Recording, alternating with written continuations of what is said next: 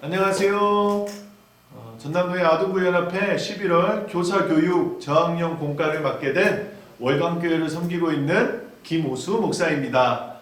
어느덧 한 해가 이렇게 지나가고 있습니다. 이제 11월과 12월 이제 2달이 남았는데 이 2달 동안 마무리를 잘 하여서 정말 우리의 다음 세대들에게 좋은 것을 줄 수 있는 우리 모든 선생님들이 다 되시기를 주님의 이름으로 소망하며 기도하겠습니다.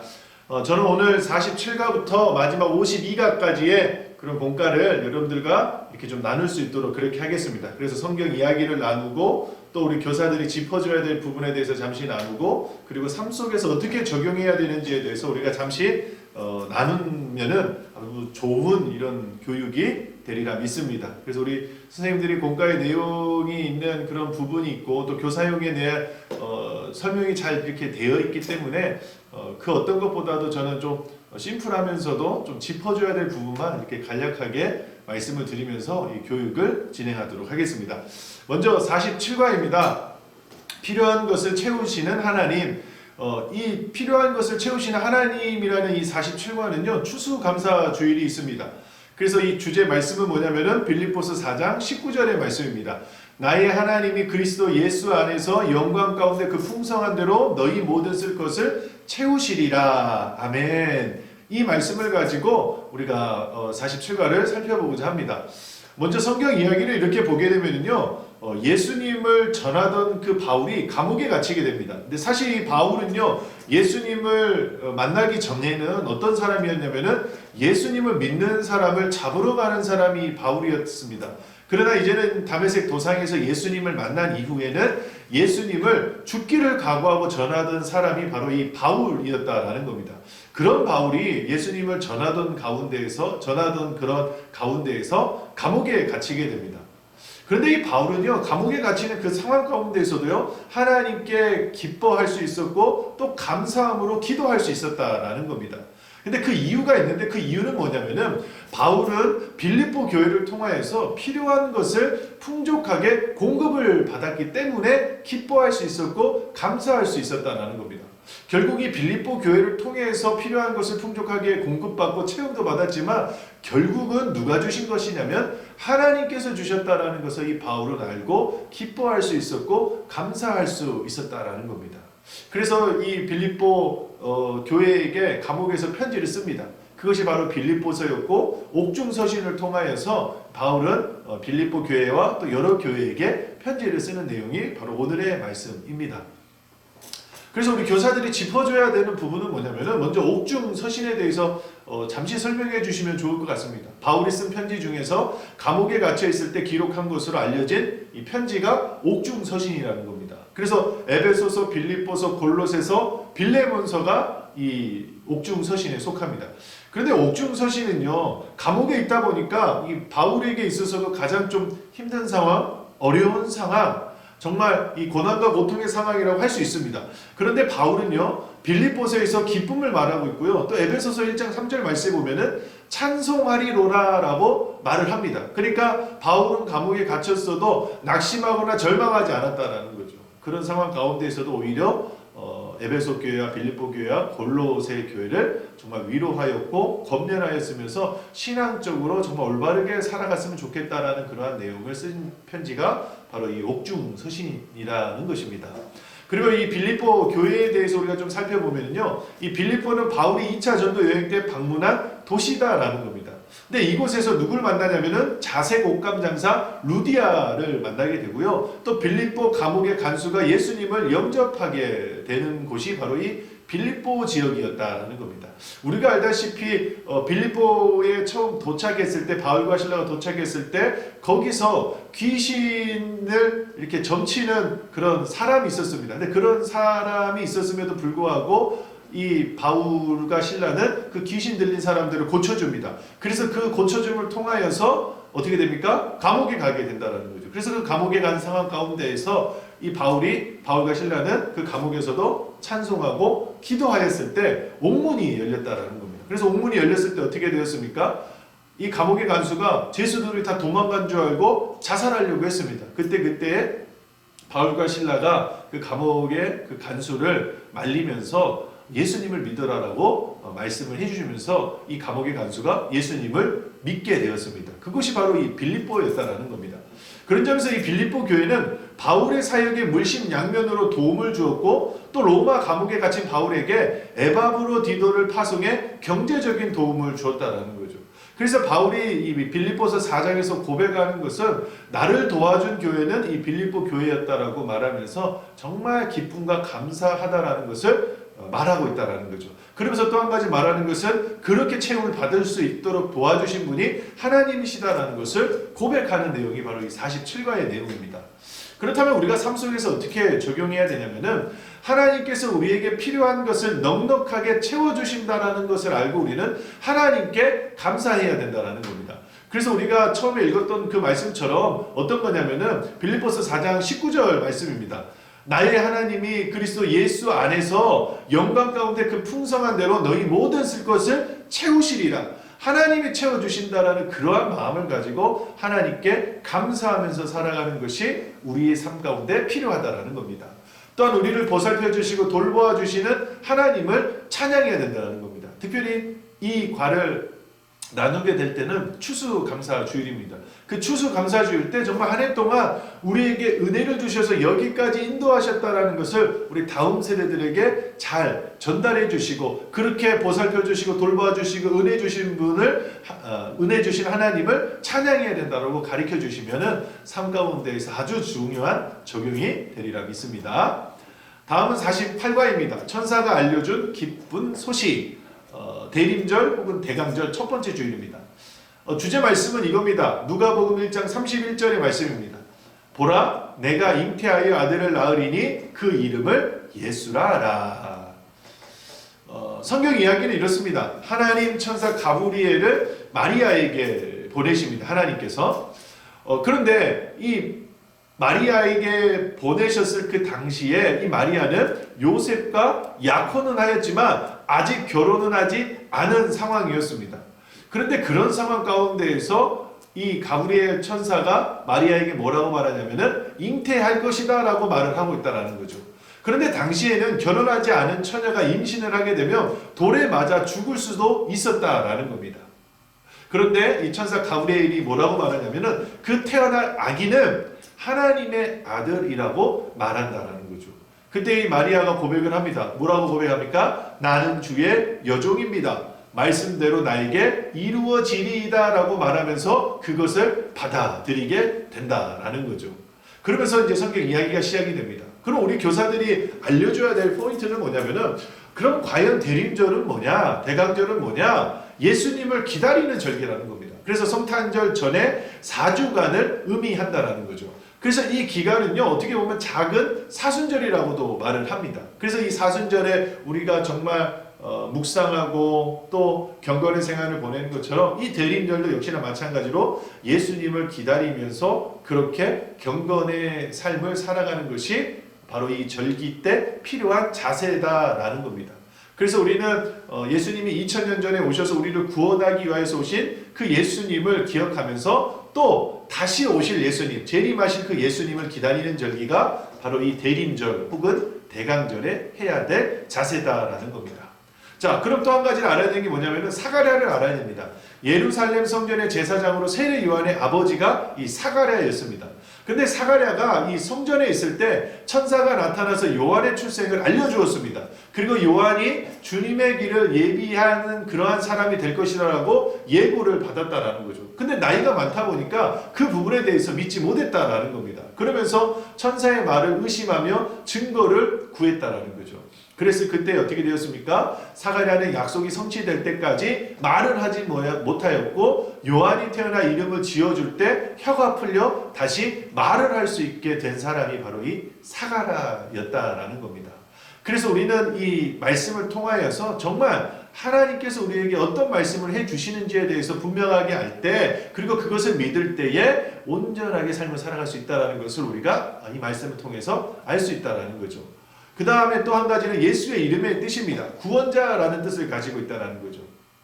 그래서 마태복음 1장 23절 말씀에 보면 아들을 낳으리니 그 이름을 예수라 하라. 이는 그가 자기 백성을 그들의 죄에서 구원할 자이심이니라 하니라 라고 말하고 있습니다. 그래서 뭡니까? 이름이 예수라는 거예요. 근데 그 예수의 이름의 뜻이 그가 자기 백성을 그들의 죄에서 뭐 할 자? 구원할 자라는 거죠. 그래서 예수는 구원자라는 뜻을 가지고 있다라는 겁니다. 그래서 우리의 다음 세대들에게 가르쳐 주실 때 이 예수님이 우리의 구원자라는 거, 다시 말해서 이 땅에 오신 이유가 우리를 구원하기 위하여서 오셨다라는 것을 알려주신다라고 한다면 이 과에서 아주 중요한 포인트가 된다라는 거죠. 그래서 천사가 알려준 그 기쁜 소식은 바로 구원자가 예수님이라는 소식이 바로 가장 기쁜 소식이다라는 겁니다. 그러면 우리가 삶 속에서 어떻게 살아야 되겠습니까? 대림절을 보내면 우리를 위해 이 땅에 오신 예수님을 생각하며 다시 오실 예수님을 기다려야 된다는 겁니다. 그게 바로 대림절에 우리가 해야 되는 일이다라는 거죠. 그런데 그 예수님을 기다릴 때 그냥 넉넉히 기다리는 것이 아니라 어떻게 해요? 정말로 예수님이 이 땅에 오셔서 한 일을 정말 머릿속에 깊이 생각하고 또 마음속에서는 묵상을 하고 그리고 다시 오실 그 예수님에 대해서 정말 이 예수님이 오시면 우리를 심판하실 것이다라는 것을 기대하면서 기다리는 것이 바로 이 대림절에 우리가 해야 되는 일이다라는 겁니다. 또한 하나님의 약속은 반드시 지키신다는 것을 믿어야 된다는 거죠. 하나님께서 말씀하신 것, 하나님께서 하신 그 약속은 때가 언제일지는 모르겠지만 반드시 지켜주신다라는 겁니다. 그래서 우리가 그 말씀을 믿고 그 약속을 믿고 지키면서 살아간다면 정말 우리 때에 그것을 경험할 수 있게 되고 혹여라도 우리 때에 경험하지 못하면 우리의 자녀들이 경험할 수 있고 또 우리의 자녀들이 경험하지 못하면 우리의 손주들이 또 우리의 손주들이 경험하지 못하면 우리의 후손들이 그것을 경험할 수 있다는 것을 믿는 것이 우리의 신앙의 자세라는 것을 알려준다면 아주 좋은 그러한 천사가 알려준 기쁜 소식이 될 줄로 믿습니다. 자, 다음은 49가입니다. 다시 오실 예수님을 기다려요. 대림절 두 번째입니다. 말씀은 이겁니다. 데살로니가전서 1장 7절 말씀입니다. 그러므로 너희가 마게도냐와 아가야에 있는 모든 믿는 자의 본이 되었느니다 라고 말을 하고 있다라는 겁니다. 자, 성경의 이야기입니다. 데살로니가 지역에는요 우상을 섬기는 사람들도 많았고 예수님을 모르는 사람들도 많았습니다.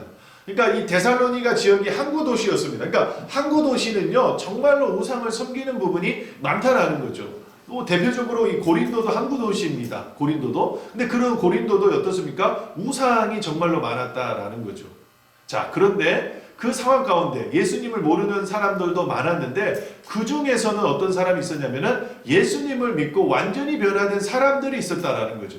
그렇게 많은 우상들이 있었음에도 불구하고 우상들을 버리고 예수님만을 믿었다라는 겁니다. 그게 바로 이 데살로니가 지역에 있었던 사람들의 모습이었다라는 거죠. 그런데 데살로니가 교회 사람들이 어떤 또 부분이 있었냐면은 예수님을 믿는다는 이유로 핍박을 받고 어려움을 겪었지만 그들은 흔들리지 않고 복음을 전했다라는 겁니다. 예수님 믿는다는 이유로 핍박을 많이 이렇게 받았습니다. 그 핍박을 받다 보니까 어려움이 있었다라는 겁니다. 그러나 그러한 핍박과 어려움 상황 가운데서도 그들은 흔들리지 않고 복음을 전했다라는 거죠.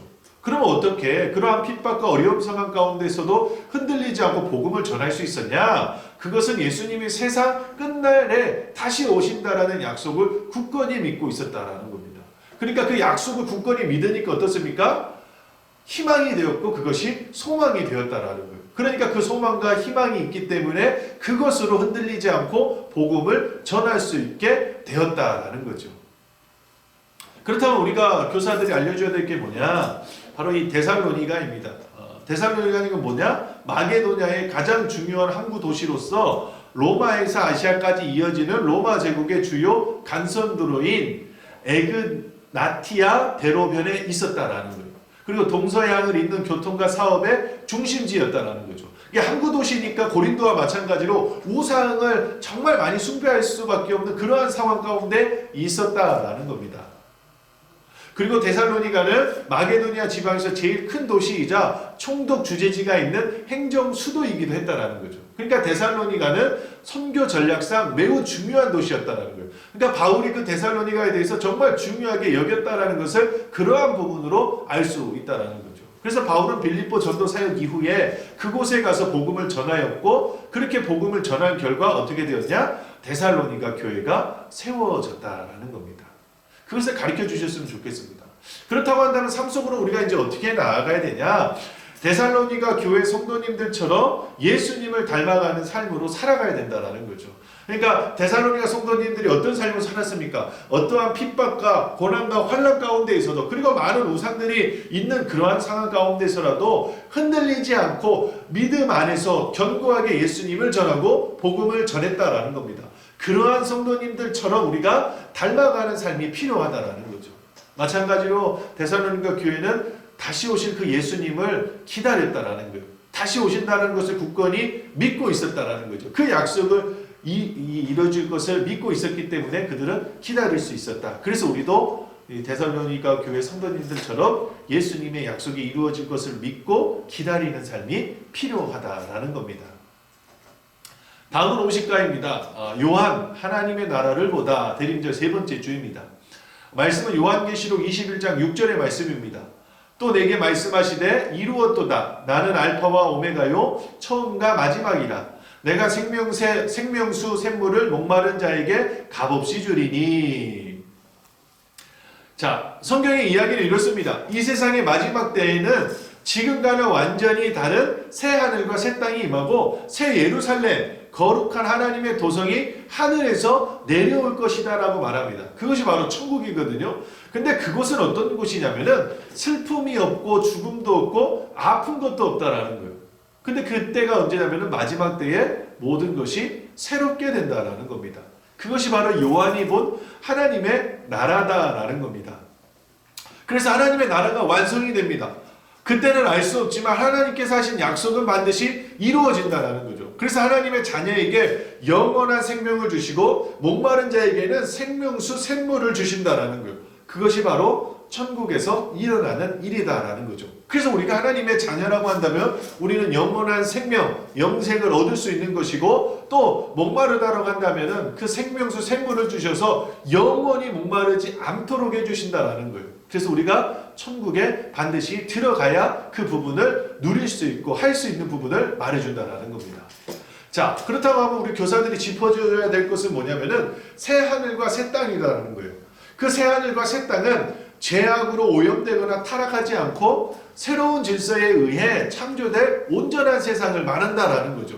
그러니까 그 새 하늘과 새 땅에 오게 되면 죄악으로 오염되거나 타락하지 않는다라는 거예요. 그리고 새로운 질서, 하나님의 질서에 의해 창조될 온전한 세상을 말한다는 거죠. 그러니까 이 세상은 불완전합니다. 그러나 새롭게 오는 이 새 하늘과 새 땅은 온전한 세상이 될 수 있다라는 겁니다. 그리고 이 새로운 세상은 종말에 나타나며 그리스도의 재림으로 성취된다라는 거죠.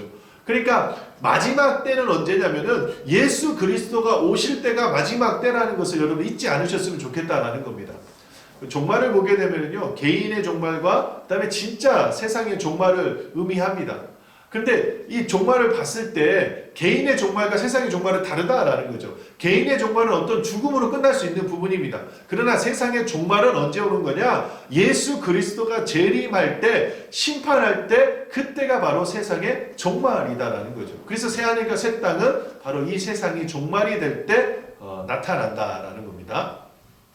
또한 이 새하늘과 새 땅은 타락하고 부패한 우주 만물이 소멸되거나 하나님의 창조 목적대로 회복됨으로써 새로운 형태의 세상이 나타나게 된다는 겁니다.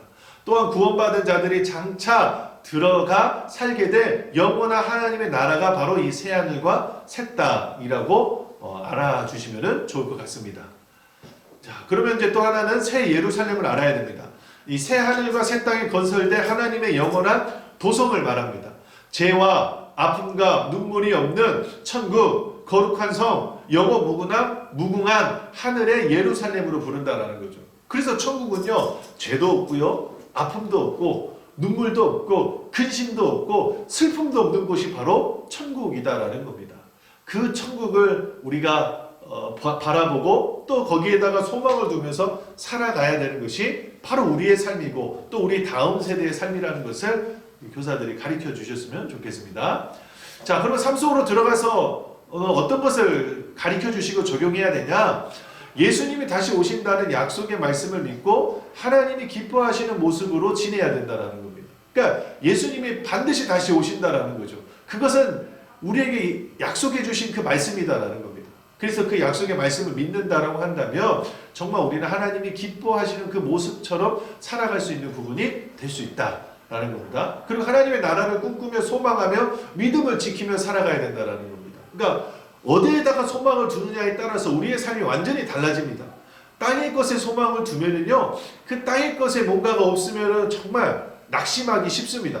그러나 하나님의 나라, 영원한 나라의 꿈을 꾸며 소망을 가지면 믿음을 지키며 살아갈 수 있다라는 거죠. 그래서 우리는 골로새서의 말씀처럼 땅의 것에 소망을 두는 것이 아니라 하늘의 소망을 두며 살아가는 것이 바로 우리 그리스도인의 삶이다라는 것을 가르쳐 주시면 좋을 것 같습니다. 51가입니다. 끝까지 믿음을 지키며 기다려요. 요한계시록 22장 7절의 말씀입니다. 보라 내가 속히 오리니 이 두루마리의 예언의 말씀을 지키는 자는 복이 있으리라 하더라. 아멘. 자, 성경의 이야기는 이렇습니다. 예수님께서 부활하신 후에 하늘로 올라가셨습니다. 그런데 승천하실 때에, 하늘로 올라가실 때에 그 천사가 사람들에게 말합니다. 많은 무리들에게 말합니다. 예수님은 너희가 본 그대로 다시 오신다라고 말씀하여 주셨다라는 겁니다. 그래서 그 말씀을 믿고 기다리라고 말씀을 하고 있다라는 거죠. 그런데 그렇게 예수님이 올라가셨을 때 정말 다시 오신다라는 것을 믿고 기다리고 있었습니다.